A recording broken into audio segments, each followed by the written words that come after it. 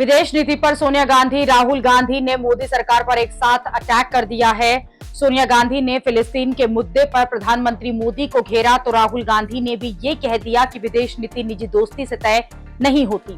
प्रधानमंत्री मोदी को ट्रंप के सामने खड़ा होना चाहिए और भारत के राष्ट्रीय हित को सबसे आगे रखना चाहिए।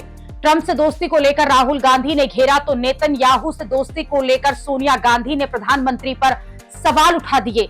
कांग्रेस संसदीय दल की नेता सोनिया गांधी ने पीएम मोदी की विदेश नीति की आलोचना करते हुए ये कहा है कि सरकार के कदम देश के संवैधानिक मूल्यों या रणनीतिक हितों के बजाय मुख्य रूप से प्रधानमंत्री नरेंद्र मोदी और उनके इजरायली समकक्ष बेंजामिन नेतन्याहू के बीच व्यक्तिगत दोस्ती से प्रेरित लगते हैं।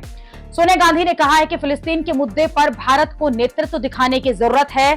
सरकार की प्रतिक्रिया में गहरी चुप्पी और मानवता और नैतिकता दोनों का परित्याग शामिल है।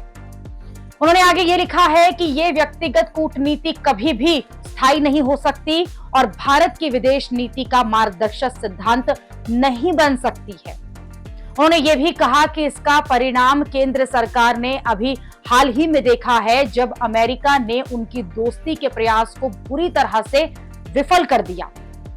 सोनिया गांधी ने लिखा है कि अब तो फ्रांस ने भी फिलिस्तीन राष्ट्र को ब्रिटेन, कनाडा, पुर्तगाल और ऑस्ट्रेलिया की तरह मान्यता दे दी है।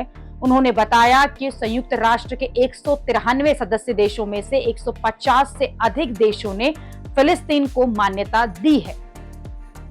सोनिया गांधी ने मोदी सरकार को यह याद दिलाया कि भारत ने कई सालों तक फिलिस्तीन मुक्त संगठन का समर्थन किया था, जिसके बाद 8 नवंबर 1988 को भारत ने औपचारिक रूप से फिलिस्तीन को राष्ट्र की मान्यता दी थी।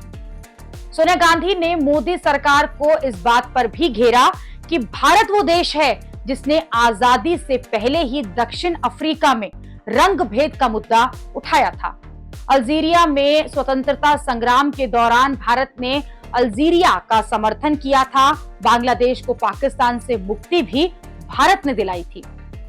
यानी कुल मिलाकर सोनिया गांधी ने भारत की विदेश नीति के इतिहास के पन्ने पलटते हुए मोदी सरकार को याद दिलाया कि भारत अक्सर इजराइल और फिलिस्तीन के बीच संतुलित होकर चला है, लेकिन दूसरी तरफ नरेंद्र मोदी की सरकार में भारत अपने पुराने रुख से अलग होकर इजराइल की तरफ झुका हुआ है।